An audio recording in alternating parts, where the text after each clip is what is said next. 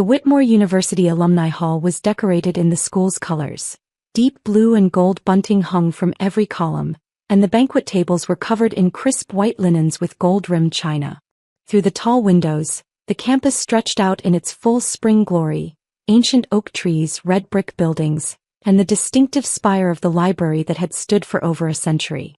My sister Emily's graduation party was being held in the most prestigious venue on campus, reserved for only the most distinguished celebrations. She'd graduated summa cum laude with a degree in molecular biology, and our parents had spared no expense in celebrating her achievement. I sat at the family table wearing dark jeans and a simple gray sweater, watching guests mingle and congratulate Emily. She looked radiant in a cream-colored dress, her honor cords displayed prominently, her diploma in a leather folder that she kept showing to anyone who asked. "Isabel." My mother appeared beside me, her smile tight. "You made it. We weren't sure you'd come." "Of course I came," I said. "Emily's graduation is important."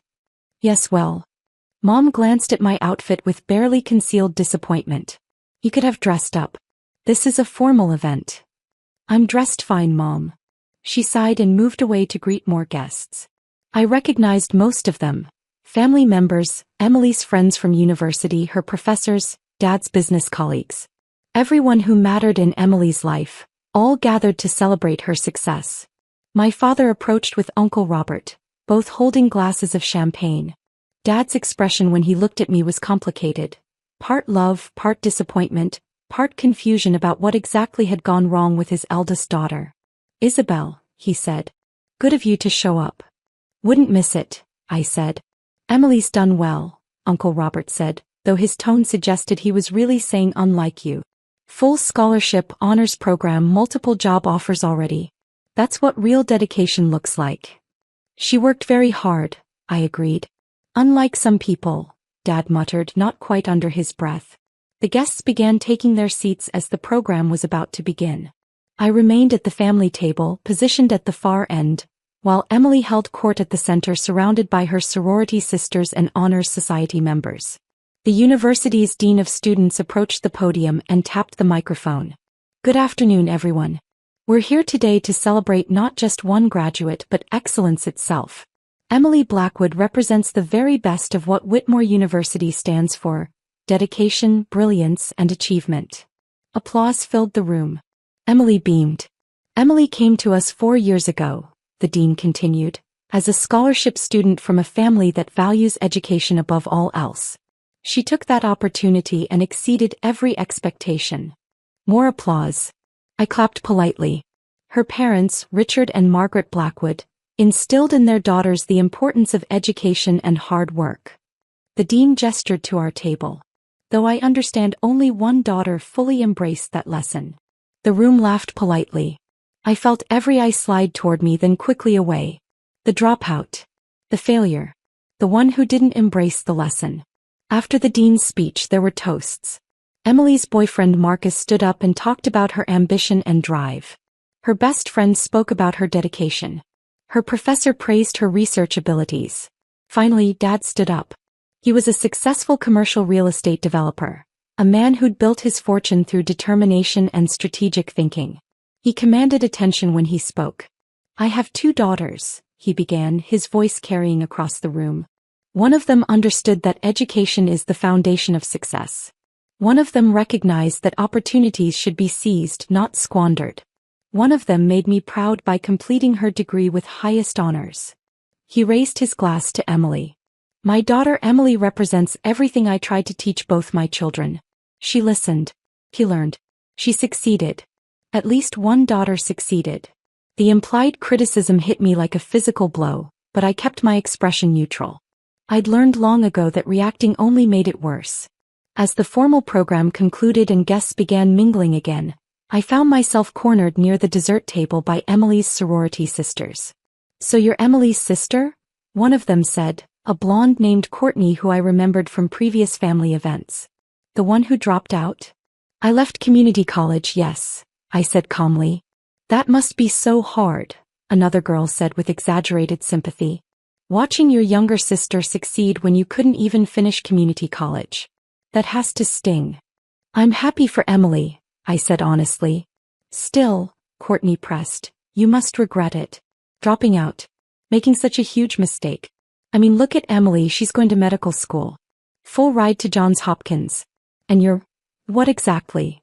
I work in philanthropy, I said simply. They exchanged glances that clearly said unemployed. Philanthropy, Courtney repeated.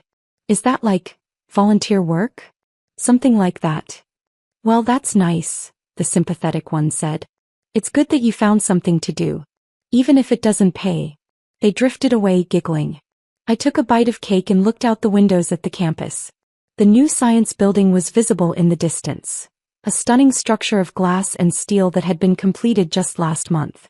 It housed state-of-the-art laboratories, research facilities, and collaborative spaces. The project had been my idea, my funding, my vision. Emily appeared beside me, her face flushed with champagne and triumph. Having fun. Congratulations, Em, I said sincerely. You earned this. I did, she agreed. 4 years of incredibly hard work. You know what that's like, don't you? Oh wait, you don't. You dropped out after what, 2 semesters? 3, I corrected quietly. 3 semesters at community college, she said loudly enough that people nearby could hear. And you couldn't even finish that. Do you know how embarrassing that is for the family? Dad tells people he has 1 daughter. Just 1. Because he's too ashamed to mention you. Emily. You dropped out of community college, she announced to the growing circle of listeners. Community college, Isabel. Not even a real university. And you couldn't even handle that. Such an embarrassment. Family members had gathered now. Mom and Dad, Uncle Robert and Aunt Patricia, my cousins, Emily's friends. All of them looking at me with varying degrees of pity and judgment. I don't understand what happened to you, Mom said, her voice thick with disappointment. You were so bright in high school. We thought you'd go far. And then you just gave up. I didn't give up, I said. I chose a different path. A path to nowhere, Uncle Robert scoffed. Look at Emily, she's going to be a doctor. She's going to save lives. And you're doing, what? Volunteer work? Living in that tiny apartment? Driving that old car? That's not a path. That's just drifting. At least 1 daughter succeeded, Dad repeated, his voice heavy with meaning. He put his arm around Emily. At least 1 daughter understood what really matters. What really matters is education, Emily said, emboldened by the attention and champagne. Having a degree. Being someone. You're nobody, Isabel. You dropped out of community college. You have nothing. You are nothing. The cruelty of it hung in the air. Several people looked uncomfortable, but no one contradicted her. I'm proud of who I am, I said quietly. Proud of being a dropout? Emily laughed. Proud of disappointing our entire family? Proud of being the failure while I'm the success? That's pathetic. My phone buzzed in my pocket. I pulled it out and glanced at the screen. A message from Dr. Catherine Morrison, Whitmore University's president. Asterisk running 5 minutes late. Traffic from the board meeting. See you soon. Asterisk. I typed back. Asterisk no problem. I'm here. Asterisk. Who are you texting? Emily demanded. One of your other dropout friends? Just confirming an appointment, I said. An appointment, she mimicked. God, Isabel, even your excuses are sad. Just admit it, you failed. You dropped out because you weren't smart enough, weren't dedicated enough, weren't good enough. I succeeded because I'm better than you. That's just facts. The room had gone quiet. People were watching this public humiliation with the kind of horrified fascination usually reserved for car accidents. Emily, Marcus said quietly. Maybe that's enough. It's not enough, she snapped. She shows up here in her cheap jeans and her Goodwill sweater, acting like she belongs at my graduation party. She doesn't belong. She's an embarrassment to this family and to this university. I never attended this university, I pointed out calmly. Exactly. Emily said triumphantly. You never attended anywhere. You're a nobody with no education and no prospects. You're living proof that some people are just meant to fail. The doors to the Alumni Hall opened and Dr. Catherine Morrison entered, followed by 2 members of the university's Board of Trustees. Catherine was in her late 50s, distinguished and commanding in a navy suit. She scanned the room until she spotted me and her face lit up with a warm smile. She walked directly toward our table, her heels clicking on the marble floor. The board members followed, both looking respectful and slightly nervous. "Ms. Blackwood," Catherine said as she reached me, her voice carrying across the now silent room. "I'm so sorry I'm late. The board meeting ran over, but we had important matters to discuss. Specifically, matters concerning you." Emily's smile faltered. "I'm Emily Blackwood," she said, extending her hand. "Thank you so much for coming to my graduation party, Dr. Morrison." Catherine glanced at Emily politely but turned back to me. "Isabel Blackwood? Founder of the Blackwood Foundation." "That's me," I confirmed. "The board asked me to personally convey their gratitude," Catherine continued, her voice formal but warm. "The $85 million donation you made to the university has been transformative. The new science building, the Blackwood Center for Advanced Research, is already being called the finest research facility in the region. The board unanimously voted to name it in your honor." The room went absolutely silent. You could have heard a pin drop. Emily's champagne glass slipped from her hand and shattered on the floor, champagne and glass spreading across the marble like an explosion. $85 million, Dad said faintly. "Yes," Catherine confirmed, pulling out a folder. "The Blackwood Foundation has been extraordinarily generous to Whitmore University over the past 8 years. The science building was the largest single donation, but Ms. Blackwood has also funded the renovation of the library, the expansion of the student center, and our scholarship program." She looked directly at Emily. "In fact, Ms. Emily Blackwood, your full scholarship for the past 4 years was funded by your sister's foundation. The Blackwood Achievement Scholarship covers tuition, housing, books, and living expenses for students pursuing STEM degrees. Your sister specifically created it to ensure that talented students wouldn't be limited by financial constraints." Emily's face had gone white. "What?" "Your scholarship," one of the board members said, consulting his tablet. "The one that covered your entire undergraduate education. That was the Blackwood Achievement Scholarship, funded by the Blackwood Foundation. By your sister, Isabel Blackwood." "But I earned that scholarship," Emily whispered. "I applied. I won it based on merit." "You did earn it based on merit," I confirmed. "The selection process is completely blind. I don't choose the recipients, a committee of professors does. They chose you because you were qualified. But the money that paid for your education? That came from the foundation I created." Mom had sunk into a chair, her hand over her mouth. "Isabel funded Emily's scholarship?" "Not just Emily's," Catherine said. "The Blackwood Achievement Scholarship has funded 47 students over the past 8 years. Full rides for all of them.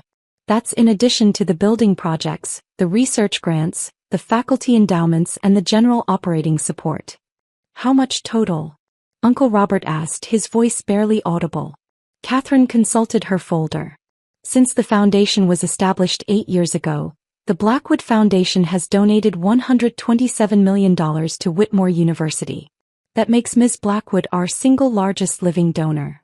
$127 million, Aunt Patricia repeated, as if saying it might make sense. "Ms. Blackwood has been remarkably humble about her philanthropy," Catherine continued. "She specifically requested anonymity for most of her donations. We've respected that until now, but with the naming of the science building, we felt it was time to publicly acknowledge her extraordinary generosity." He turned to me. "The board would like to invite you to the dedication ceremony next month. It will be a major event. State officials, academic leaders, press coverage. We want to properly honor what you've built and what you've given to this institution." "I'll be there," I said calmly. "Excellent." Catherine smiled warmly. "And Ms. Blackwood, the preliminary applications for next year's Blackwood Achievement Scholarships are already coming in. The program has become so prestigious that students are specifically choosing Whitmore because of your scholarships. You're literally changing lives." After Catherine and the board members excused themselves, the alumni hall remained silent. Everyone was staring at me like I'd turned into someone they'd never seen before. Emily sank into a chair, her graduation triumph completely overshadowed. "You paid for my college. My entire education. For years. You paid for all of it." "The foundation paid for it," I corrected. "And you earned it. The scholarship committee chose you based on your merits, your grades, your potential. I had no influence on that decision." But the money came from you, she said hollowly. My scholarship. My education. My success. It all came from you. It came from the foundation, I repeated. Which I created with money I earned. Which brings us to the question you all seem to be wondering. Where did the money come from? Every eye was on me now. When I left community college after 3 semesters, it wasn't because I couldn't handle it. It was because I'd already learned what I needed to learn. I'd started a tech company in my dorm room, a software platform for nonprofit organizations. Small at first, but it grew quickly. A tech company, Dad said slowly. I sold it after 4 years for $340 million, I said simply. Took that money and invested it carefully, real estate, stocks, emerging technologies. Built it to just over $900 million in total assets. Created the Blackwood Foundation to manage philanthropic giving. We donate approximately $40 million per year to various causes. Education is my primary focus. $900 million, Mom whispered. Dollars. Give or take, I confirmed. Markets fluctuate. But yes, approximately $900 million in assets. The foundation is valued at $680 million. The rest is in personal investments and trusts. Marcus, Emily's boyfriend, pulled out his phone and started typing frantically. Holy shit. Isabel Blackwood. You're the Isabel Blackwood. Founder of Connect Give. Forbes 30 Under 30. Business Insider called you the silent philanthropist, because you refuse all publicity. I prefer to keep a low profile, I said. Low profile. He was scrolling rapidly. You've donated over $200 million to various causes in the past 8 years. Education, medical research, environmental conservation. There are articles about you in every major business publication. They just never have photos because you refuse interviews. I don't do this for recognition, I explained. I do it because I can. Because I was lucky and smart and worked hard, and now I have resources that can help people. That's what matters. The impact, not the credit. Emily was crying now, quiet tears streaming down her face. I called you a failure. I said you were nothing.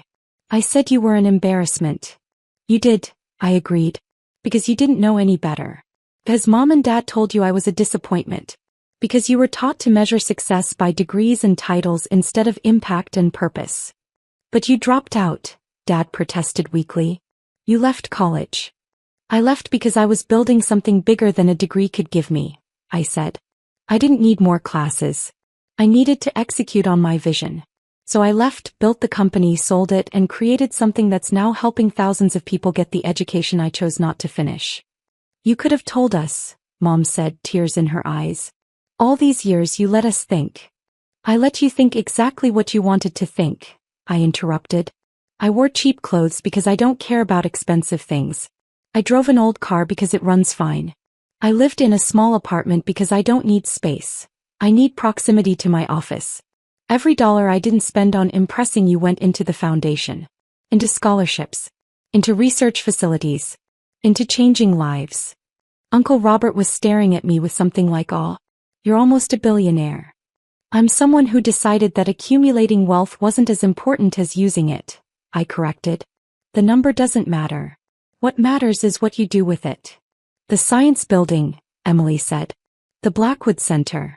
That's really named after you. After our family, I said. After Dad's business sense that he tried to teach us. After Mom's insistence on the importance of education.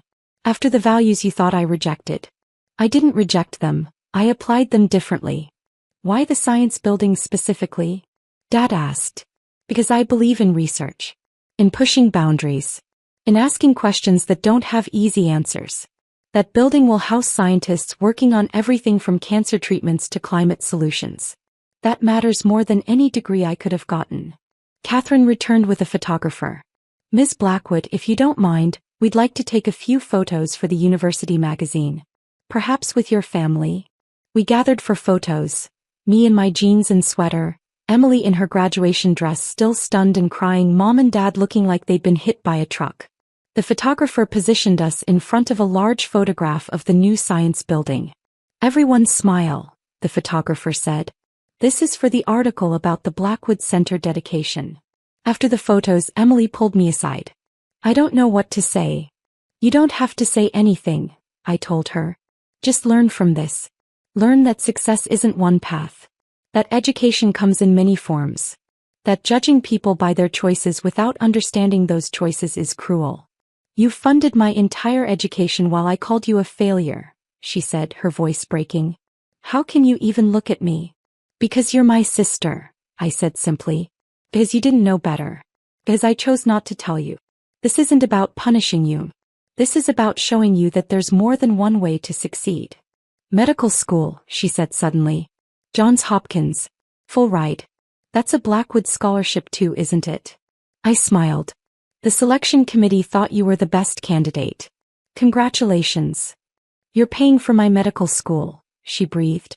Even after everything I said. Everything I did.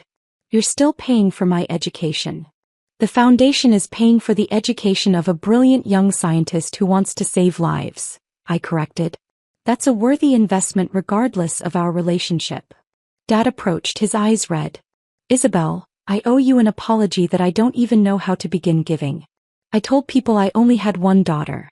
I said at least one daughter succeeded. And all along you were building something meaningful, I finished. Yes. But Dad, I learned that from you. You built your business from nothing. You taught me that real success isn't about titles. It's about creating value. I just applied those lessons differently than you expected. I'm so proud of you, he said, his voice breaking. I'm so incredibly proud of you, and I'm so sorry it took me this long to see it. You see it now, I said. That's what matters. The party continued, but the energy had completely shifted. People approached me now with curiosity and respect instead of pity. Emily's friends wanted to know about the tech company. My cousins asked about the foundation. Even Courtney, the sorority girl who'd mocked me earlier, apologized profusely. As the evening wound down and guests began to leave, I stood at the windows looking out at the campus. The Blackwood Center gleamed in the setting sun, a monument to what careful planning and generous giving could create. Emily joined me, still in her graduation dress, her diploma clutched in her hands. Does it bother you, she asked quietly, that you don't have one of these? A diploma? No, I said honestly. I have something better, the knowledge that I'm making a difference. That 47 students got educations they couldn't have afforded otherwise. That researchers have facilities to do work that might save lives. That's worth more than any piece of paper. I want to be like you, she said suddenly. When I'm a doctor, when I'm successful, I want to give back like you do. I want to help people the way you've helped me. Then do it, I said.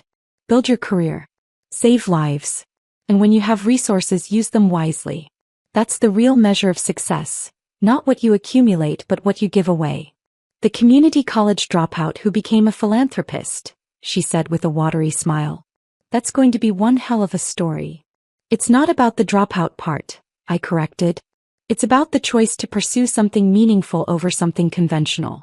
It's about being brave enough to disappoint people temporarily in order to create something lasting.